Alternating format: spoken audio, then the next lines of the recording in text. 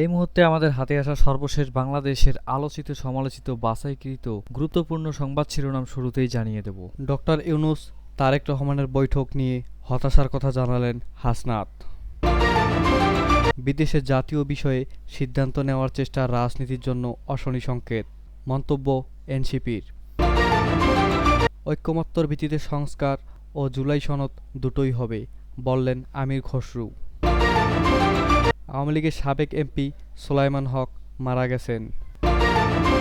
জনপ্রিয়তায় ঈর্ষান্বিত হয়েই নূরের উপর হামলা, মন্তব্য গণ অধিকার পরিষদ।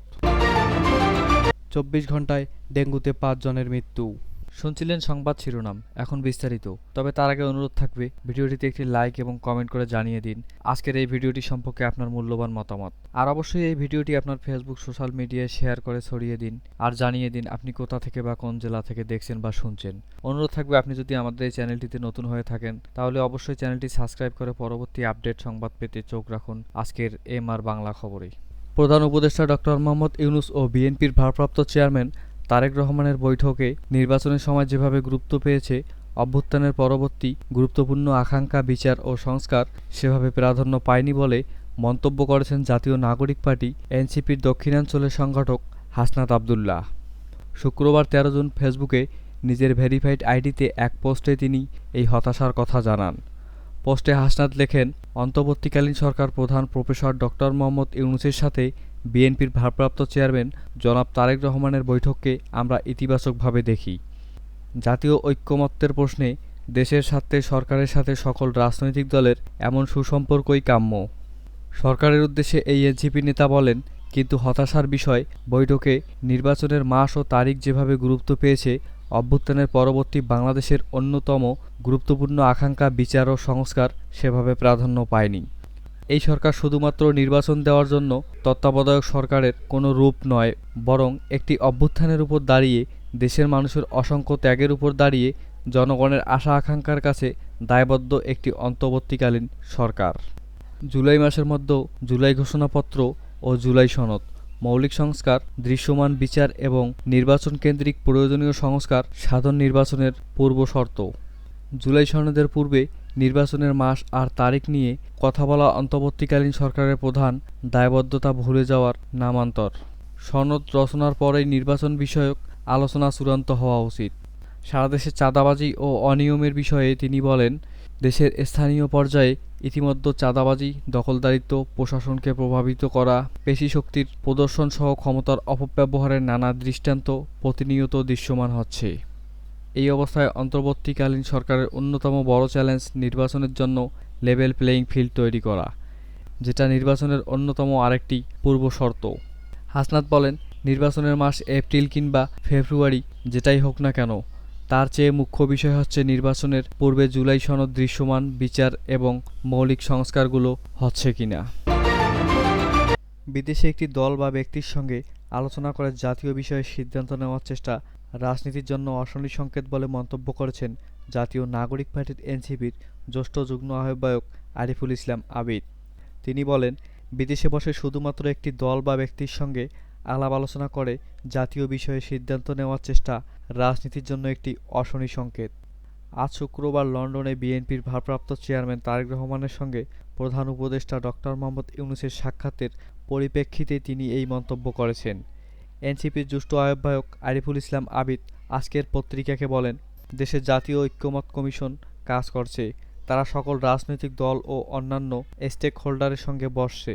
সেই জায়গা থেকে দেশের বাইরে গিয়ে বিদেশে বসে শুধু একটি দল বা ব্যক্তির সঙ্গে আলাপ আলোচনা করে জাতীয় বিষয়ে সিদ্ধান্ত নেওয়ার চেষ্টা রাজনীতির জন্য একটি অশনি সংকেত। আরিফুল ইসলাম আবিদ আরও বলেন, আমরা আগেও দেখেছি এক ব্যক্তি বিভিন্ন বিষয়ে একইভাবে সিদ্ধান্ত দিত, এটা অনেকটা তেমন।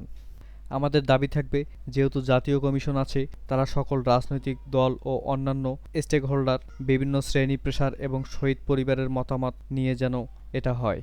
তিনি আরও বলেন, নির্বাচনের আগে জুলাই সনদ, জুলাই ঘোষণাপত্র রাষ্ট্রের কাঠামোগত জায়গা, মৌলিক সংস্কার এবং বিচার সম্পূর্ণ করে নির্বাচনের যে কোনো মাসে হতে পারে। এটা নিয়ে আমাদের কোনো আপত্তি নেই, তবে বর্তমান নির্বাচন কমিশন পুনর্গঠন করতে হবে এবং তার সক্ষমতা যাচাইয়ের জন্য স্থানীয় নির্বাচন করতে হবে। নাগরিক পার্টির এই নেতা বলেন, দেশের সিদ্ধান্ত দেশে বসে নেওয়া উচিত। এক ব্যক্তি এক দল নির্ভর এমন আলোচনা জাতি হিসাবে আমাদের ব্যথিত করে। অন্তর্বর্তী সরকারের প্রধান উপদেষ্টা ও বিএনপির ভারপ্রাপ্ত চেয়ারম্যান তারেক রহমানের বৈঠক নিয়ে সন্তোষ প্রকাশ করেছেন বিএনপির স্থায়ী কমিটির সদস্য আমির খসরু মাহমুদ চৌধুরী। তিনি বলেছেন, বৈঠক নিয়ে আমরা বিএনপি সন্তুষ্ট। সব বিষয়ে বৈঠক আলোচনা হয়েছে জানিয়ে আমির খসরু বলেন, আমরা তো নতুন বাংলাদেশ গড়ার প্রত্যয় নিয়ে সামনের দিকে এগোচ্ছি। দেশ গড়ার যে প্রত্যয় আমরা নিয়েছি, আমরা ঐক্যবদ্ধভাবে সবাই সেই কাজটা করব। শুধু নির্বাচনের আগে নয়, নির্বাচনের পরেও আমরা ঐক্যবদ্ধভাবে এই কাজকে এগিয়ে নিয়ে যাব। আজ শুক্রবার লন্ডনে প্রধান উপদেষ্টার সঙ্গে বিএনপির ভারপ্রাপ্ত চেয়ারম্যান তারেক রহমানের বৈঠক শেষে যৌথ সংবাদ সম্মেলনে আমির খসরু মাহবুব চৌধুরী এসব কথা বলেন। লন্ডনের ডরচেস্টার হোটেলে আজ স্থানীয় সময় সকাল ৯টায়, বাংলাদেশ সময় বেলা ২টা বৈঠকটি শুরু হয়। শেষ হয় সকাল 10:30টায়। বৈঠক শেষ করেই বাসার উদ্দেশ্যে রওনা হন তারেক রহমান। আমির খসরু বলেন, আমাদের মধ্যে সিদ্ধান্ত আছে ঐকমত্যর ভিত্তিতে জুলাই সনদ হবে। ঐকমত্যের ভিত্তিতে আমরা জুলাই সনদ ও সংস্কার দুটোই করব। সংস্কার বিষয়ে বিএনপির এই নেতা বলেন, সংস্কার বিষয়ে আমরা সবাই একই কথা বলেছি। যে বিষয়গুলোতে ঐকমত হবে সেই বিষয়গুলোতে সংস্কার হবে। সংস্কারের বিষয়টা তো চলমান প্রক্রিয়া। এমন না যে সব সংস্কার এখনই শেষ করতে হবে। নির্বাচনের আগেও কিছু সংস্কার হবে যেখানে ঐকমত্য হবে, আর নির্বাচনের পরেও এটা অব্যাহত থাকবে। আগে পরে সংস্কার চলতে থাকবে। তারেক রহমানের দেশে ফেরা প্রসঙ্গে খসরু বলেন, এটা নিয়ে আলোচনার প্রয়োজনীয়তা আছে বলে মনে করি না। তারেক রহমান যখন ইচ্ছে দেশে ফিরবেন, এটা সিদ্ধান্ত উনিই নেবেন।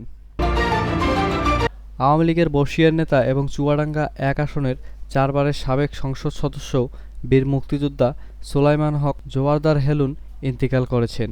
ইন্না লিল্লাহি ওয়া ইন্না ইলাইহি রাজিউন। শুক্রবার ১৩ জুন সন্ধ্যা ৭টা ১৫ মিনিটে রাজধানীর একটি বেসরকারি হাসপাতালে চিকিৎসাধীন অবস্থায় তিনি শেষ নিঃশ্বাস ত্যাগ করেন। বিষয়টি নিশ্চিত করে জানিয়েছেন চুয়াডাঙ্গা জেলা জজ আদালতের সাবেক সরকারি কৌঁসুলি পিপি মোহাম্মদ বেলাল হোসেন। এছাড়া রাত ৮টার দিকে জেলা শহরের একাধিক ব্যক্তির ফেসবুকে তার মৃত্যুর খবর ছড়িয়ে পড়ে। ৭৯ বছর বয়সী বীর মুক্তিযোদ্ধা হেলুন জোয়ারদার স্ত্রী ও এক মেয়ে রেখে গেছেন। তিনি চুয়াডাঙ্গা জেলা আওয়ামী লীগের সভাপতি ছিলেন। হেলুন জোয়ারদার কয়েকদিন ধরে শারীরিক নানা জটিলতায় ভুগছিলেন। হাসপাতালে ভর্তি হয়ে তিনি চিকিৎসা নিচ্ছিলেন।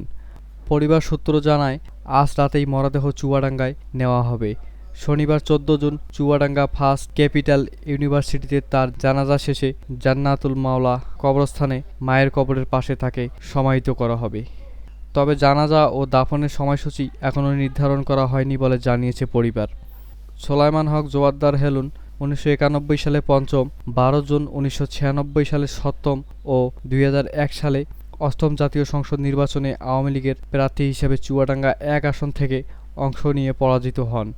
গণ অধিকার পরিষদের সভাপতি নুরুল হক নূরের জনপ্রিয়তায় ঈর্ষান্বিত হয়েই তার উপর হামলা করেছে প্রতিপক্ষ। তার অগ্রযাত্রা ব্যাহত করতেই বারবার তাকে টার্গেট করা হয়েছে। পটুয়াখালীতে অতর্কিত হামলা এরই ধারাবাহিকতা মাত্র। অবিলম্বে অভিযুক্তদের গ্রেপ্তার না করলে কঠোর আন্দোলন গড়ে তোলা হবে বলে জানিয়েছেন গণ অধিকার পরিষদের নেতারা। পটুয়াখালীতে নূরের উপর হামলার প্রতিবাদে শুক্রবার ১৩ জুন বিকেলে রাজধানীর বিজয়নগরে দলের ঢাকা মহানগর উত্তর ও দক্ষিণের আয়োজনে বিক্ষোভ সমাবেশে আয়োজন করা হয়েছে। গত ২৪ ঘন্টায় ডেঙ্গুতে আক্রান্ত হয়ে ৫ জনের মৃত্যু হয়েছে। একই সময়ে ডেঙ্গু জ্বরে আক্রান্ত হয়ে নতুন করে ১৫৯ জন রোগী দেশের বিভিন্ন হাসপাতালে ভর্তি হয়েছেন। শুক্রবার ১৩ জুন স্বাস্থ্য অধিদপ্তরে হেলথ এমার্জেন্সি অপারেশন সেন্টার ও কন্ট্রোল রুম থেকে পাঠানো এক সংবাদ বিজ্ঞপ্তিতে এই তথ্য জানানো হয়। বিজ্ঞপ্তিতে বলা হয়, ডেঙ্গুতে ৫ জনের মৃত্যু হয়েছে। এছাড়াও হাসপাতালে ভর্তি হয়েছেন ১৫৯ জন। এর মধ্যে বরিশাল বিভাগের ১২৪ জন হাসপাতালে ভর্তি। চলিত বছরের শুরু থেকে এখন পর্যন্ত ডেঙ্গুতে আক্রান্ত হয়ে মোট ২৮ জনের মৃত্যু হয়েছে।